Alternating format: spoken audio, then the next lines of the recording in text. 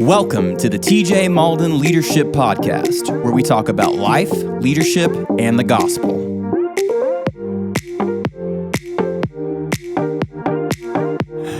Hey, everybody. Super glad that you have made the decision just to hang out with me for a few minutes. Listen, I was thinking about something today. I want to remind everybody that I don't think that I am like some leadership expert. I was thinking about that today when I was driving. I was like, why do people listen to what I have to say? And why am I saying what I have to say in the first place anyways? And I really had this thought earlier today. I was just driving and I was like, man, there's so many little thoughts, things that I think, conversations that I want to have that I just want other people to have the conversation with me. And it's not like, I don't feel like I'm necessarily like trying to be some guru. I was just like, man, some of these conversations I have with myself, really, honestly, that's probably the most true thing. I'm just using you guys to flesh out all these leadership conversations I'm having in my head, okay? But no, seriously, I was riding along today and I just thought, man, I want to give you something. Like I want, some little piece of wisdom, a little piece of advice, and all of this stuff, most of this stuff I've heard from somebody else. So I'm just like re-gifting what I feel like is little nuggets of truth that you can hang on to. So anyways, that is what it is. Today I want to talk about avoiding the temptation to underperform. And you say, TJ, what in the world are you talking about? Yeah, avoiding the temptation to underperform. I read an article yesterday on Desiring God's website, and they highlighted this verse. And Lindley, I'll have Lindley, she'll put the link for this in the show notes so that you can grab this article and read it because it's really incredible. But I think the title of the article was like, Eat What You Kill. And I was like, oh, this is interesting. It had this beautiful stag on the front of it, this big buck. And I was like, okay, cool. So I'm going to read this. But they talked about Proverbs 12:27, and it begins by saying this: whoever is slothful will not roast his kill or his game.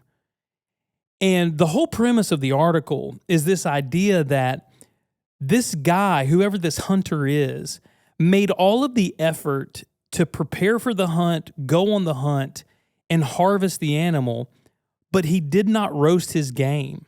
He did not finish the task. He did not follow through. And it was a really challenging, really incredible article. And it already had me, I was already in this mindset of thinking about avoiding the temptation to underperform because I heard Dave Castro say this. I'm a huge CrossFit fan. You guys know I own a CrossFit gym, and Brent Fikowski is one of my favorite CrossFitters, and he's a Canadian athlete. And this past weekend, they had the semifinals on the West Coast, and he was in a workout where everyone else kind of was falling off, but he was just pulling this sled that had 250 pounds of weight, 250 pounds on it. And he's pulling this sled like it's just his job, and he is just killing it, and everybody else is dying. And later, this guy, Dave Castro, says what nobody knows is that he trained throughout the year with a 380-pound sled. And so he was accustomed to pulling almost 400 pounds on the sled. So when it got to 250, it was manageable for him. And Dave Castro said this. He said the idea is that, or the trick is to bite off more than you can chew and chew anyway. So I had all of these thoughts swimming in my head for the last several days. And I thought, man, how do you avoid the temptation to underperform? Because when I look across the landscape of society, when I look at even in the world that we live in, you look at school, like there's this incentive to not perform well or not, they're changing parameters, changing testing metrics. They're changing, acceptance bars to get into certain universities and really minimizing or lowering the expectations. And so I feel like when I'm observing this, and again, this is my thoughts and opinions, but I feel like the overarching theme in America right now is, hey, just manage the mediocre and don't worry about overperforming. Like, it used to be, I'm not going to let anybody outwork me. I'm going to wake up, I'm going to grind, I'm going to do hard, I'm going to set goals, I'm going to break I'm going to break through that next level, that next barrier. And now it's like, you know what? He's only working 7 hours, so I'm not working any more than 7 hours. And I've heard these conversations, and I've sat in on some of these conversations, some of these thought processes, and I was just kind of shook. I'm like, how do you avoid the temptation to underperform? And like, why do people underperform? So I'm going to give you three reasons why I think, or three things associated with why I think why there is a temptation to underperform. And then I'm going to give you really quick four things that I think can help you perform better in your job, in your parenting, in your friendships, in your leadership, in your relationships, no matter what it is. All right. And the first thing is this. I think every win increases the expectation. And you say, TJ, what in the world are you talking about? So we'll check this out. If I win, you think about your favorite sports team. If I used to be an incredible Braves fan, or incredible. I was an incredible fan. I was really devoted, come to think of it. So I was a very dedicated Braves fan. And with every win, it increased the expectation of like, oh man, we're going to win the NL East. Oh my gosh, this is our year. We're going to the playoffs. And then every win increased the expectation. So what people do sometimes, they realize they're winning in an area, right? And when I say winning, I mean succeeding, when they're performing well. And rather than saying, okay, we've won 10 games and now we're going to win 15 games and we're going to win the NL East, some people in their minds, for whatever reason, they have this switch and they say, oh, you know what? I'm winning, but I don't really have to win anymore. I don't have to be any more successful than I am in this area. I don't have to be a better leader. I don't have to be a better parent. You know what? I'm doing better than all those other parents, or I'm doing better than all those other husbands. I can just kind of coast, and I'm going to minimize the expectations. Because if I keep winning, if I keep executing, then I'm increasing that level of expectation. And so I think some people just realize that they're at a manageable place and they stop winning. They willfully choose not to increase the expectations on themselves. And man, that is a scary, scary place to be. When we stop setting the standard for ourselves, when we stop setting goals and wanting to achieve something new, when we stop enriching ourselves, and when I say win and succeed, I'm not just saying like, be the best salesman in your company, or outwork everybody on your team or set records. That's not what I'm saying. When I'm talking about success and winning, I'm talking about growing as a person, learning as a person, developing as a person, because I truly believe that if you grow as a person, you win as a person, you succeed as a person in your personal life, in your personal disciplines, the overflow of that is that you keep hitting home runs in your public life. So, and here's a challenging thought too. Maybe some of the reason you're not hitting home runs in your public life is because you're not being disciplined behind the scenes in your private life. It's not even one of the points, but I just made it so we can chew on that together. All right. Second thing. All right, so the first reason why people give into the temptation to underperform is that because they know that winning or succeeding is going to increase the expectations, and they don't want to deal with higher expectations. So they're content to, here's point number 2, they're content to manage the mediocre.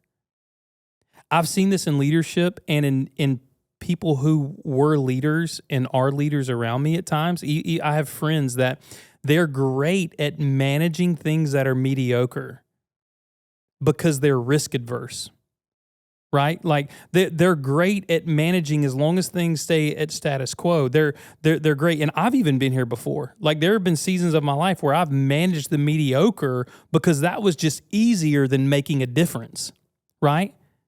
Like there have been seasons, I'll just be transparent. There have been seasons where like, I'm just going to manage the mediocre in my life. I'll full transparency. When it comes to my health and my weight, this past year, I had an injury that happened 10 years ago that like finally came to a point to where I haven't been able to work out in almost a year. July will be a year. And November, December, January, I was eating whatever I wanted to eat. I was overeating. I was emotional eating because y'all don't even know, man. I get sad. I'd be like, give me some raw cookie dough. I'll eat a whole bucket of this stuff. All right. And I'm an emotional eater. It's just that's what I recognize. I'm like, man, I've had 17 Pop-Tarts a day. Something's wrong. You know what I mean? I've got to do some personal inventory. Anyways.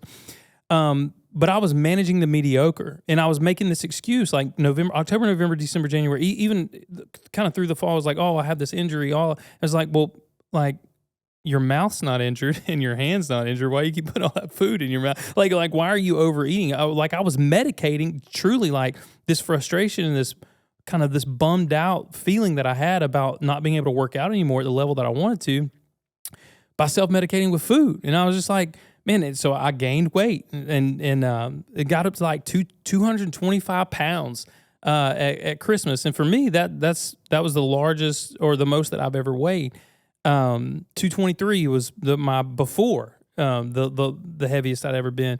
He said, TJ, why are you sharing that? Well, because I was managing the mediocre. Like I knew my private life, I was better than that. I was more disciplined than that. I'm hardwired to not give in to that kind of indulgence, at least when it comes to my body and food and taking care of myself, because I have responsibility to my family and my team and leading worship, being able to breathe when you sing a song, preaching, to be able to have stamina to endure and to talk and to effectively communicate the points that I want to make. And so I had to make this decision. Like, am I going to continue to manage mediocre? Am I going to take some creative risk? Am I going to do something to increase that bar and to win? So y'all know what I did? It's crazy. Maybe I've told y'all this already if you're listening. But I told the staff one day, I came in, it was like a Thursday. Wasn't it Thursday, Lindley? Like a Thursday. I came in, I was like, y'all know what I'm doing for the next 30 days? They were like, what? I was like, I'm going to do the carnivore diet. They're like, what's that? I'm like, you just eat beef and salt for like 30 days. I heard it on another podcast, and I was like, heck, I'll give it a shot.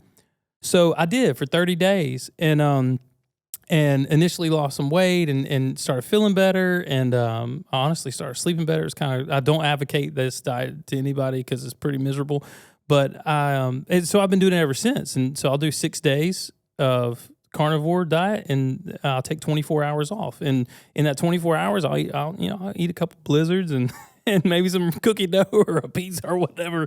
But like, I had to up the bar, and I had to make it public. Like, to my team, I was like, this is what I'm doing for 30 days.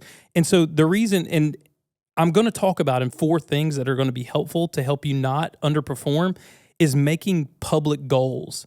So I told my team, like, and it was 4 or 5 on the team were like, hey, we'll do that too. And it was cool. It was fun. But like, once I said that out loud, I put this, not only did I set a standard for myself, but I publicly set the bar so that if I failed, all of my team members would know that I gave up. So, and they didn't even know I was doing that, but like, I'm saying it publicly so that now I'm held accountable. So, and you say, why do you share all that with us, TJ? Because I don't want you to think like I'm giving you these nuggets of truth and these nuggets of wisdom because I've figured it all out. Like, no, I'm figuring it out. I'm stumbling along, trying to grab a hold of whatever I can that'll be enriching to our lives and passing that on to you. So like, don't manage mediocre in your life. Choose to make a difference. Make a difference in your health. Make a difference in your parenting. Make a difference. Like, don't just manage the mediocre. Like, I know that the risk, the discipline, and especially in your job or on your teams, like if you want to stop managing the mediocre and you want to call everybody up to another level, or you want to do something significant, like, you're going to receive criticism. All of those things are going to happen. But like, what you could be or what you could do might dissolve if you just continue to manage what's mediocre. You say, TJ, why is it so easy to manage mediocre? I had this thought earlier, and I have no idea why I thought of this, but I pictured in my mind, I was like, anybody would try juggling an egg. Like, there's probably almost every person listening has tried to juggle at some point in your life, whether it be like racquetballs, a tennis ball, eggs, whatever it is. But no one wants to juggle a Fabergé egg. Like, nobody wants to take on that risk. Like, nobody wants to take on that pressure and that tension and anxiety, because if you fail, something's going to break. And so this leads into the third point of why I think we avoid it, is because managing mediocre, we don't have to deal with that stress of juggling something valuable or setting something that increases our accountability and our discipleship and even our public commitments. And the reason we don't do that, the reason we manage mediocre ultimately, and there's several other reasons, but this one is the one that sifted to the surface for me when I was thinking about it, is because there's always a level of discomfort. There's always a feeling of discomfort when you're about to get a new win, when you're about to go to the next level, when you set a standard.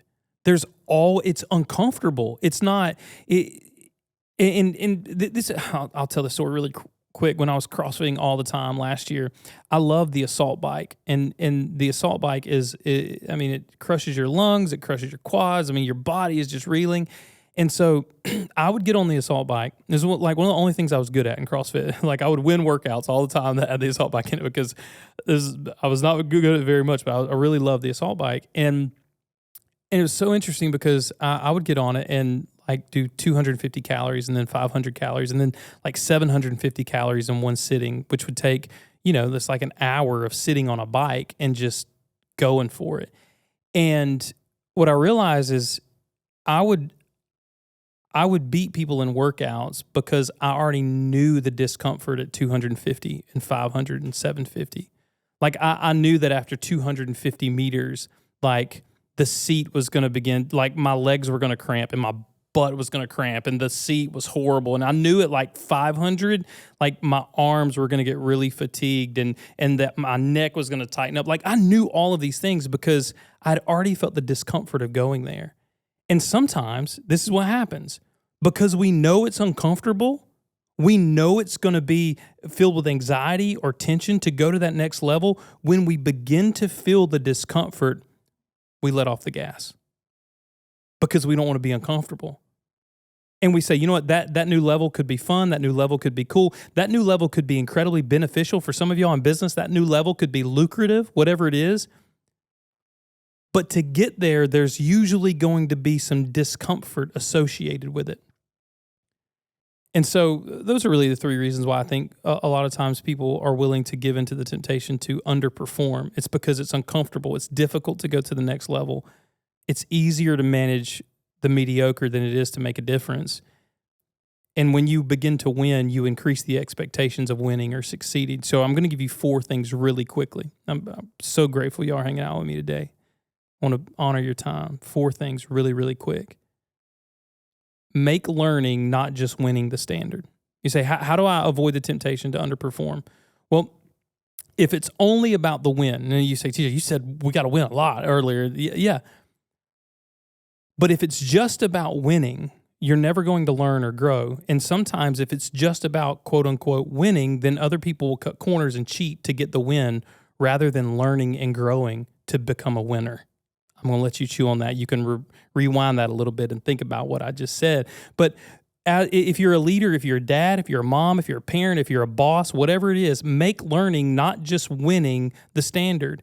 And as you win at learning and you succeed at growing and cultivating new skills, breaking new barriers, you will begin to consistently win. As you consistently learn, you will consistently succeed. There is no doubt about it. So make learning not just winning the standard. The second thing is this: celebrate the things that you want to see repeated.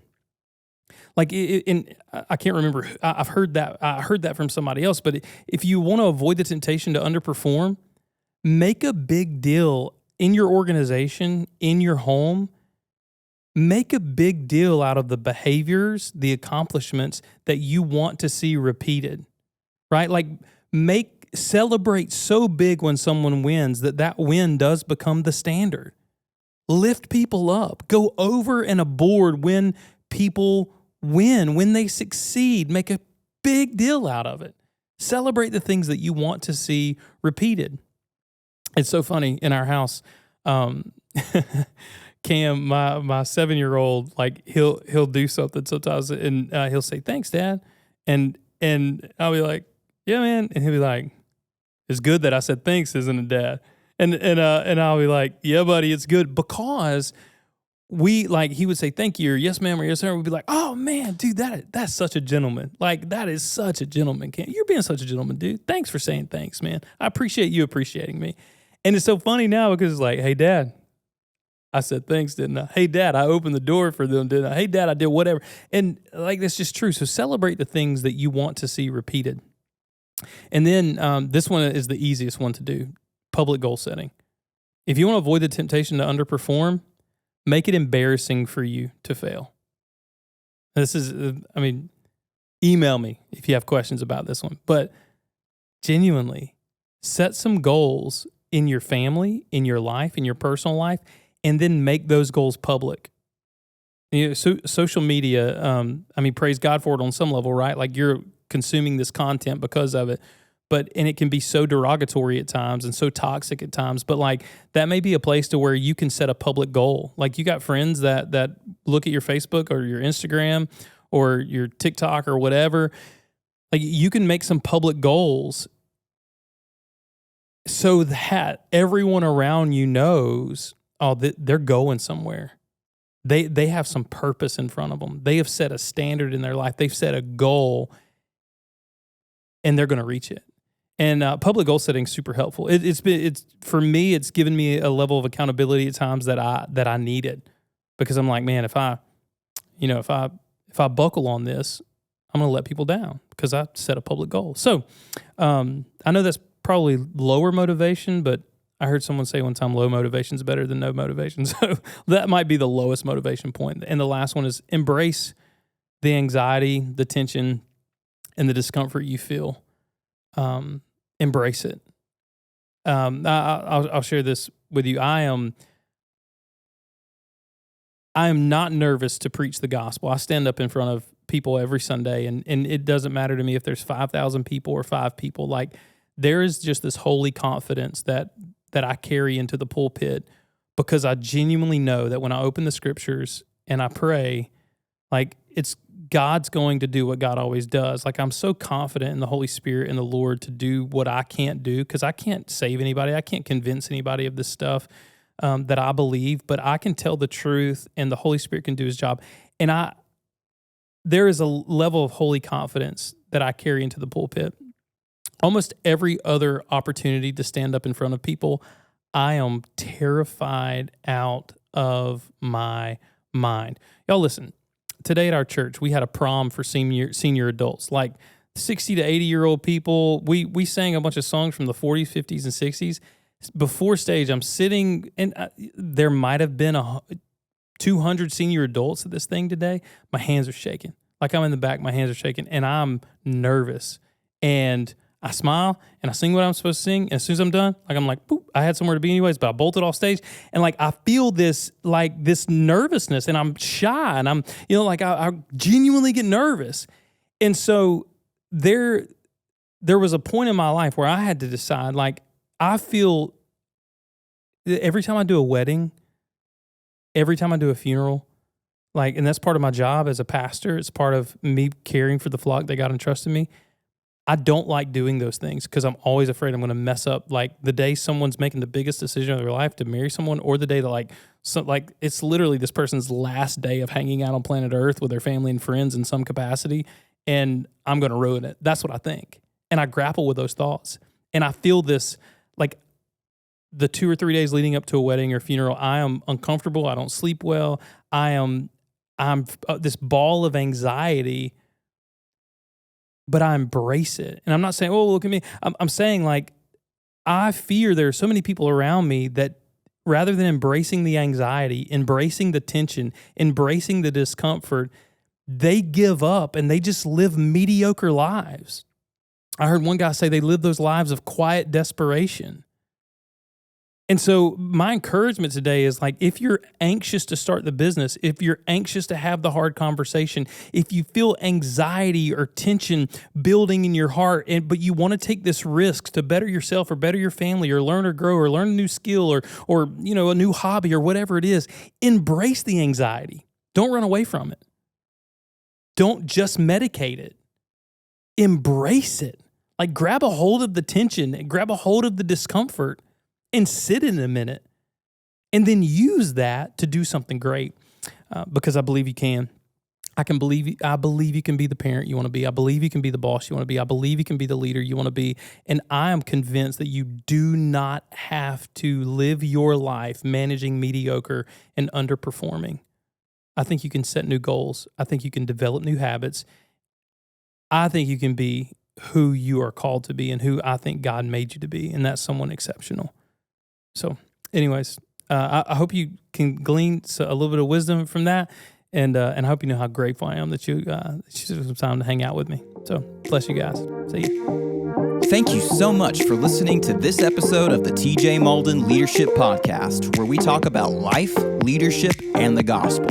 If you enjoyed this episode, share with a friend. For more content, follow us on Instagram and YouTube.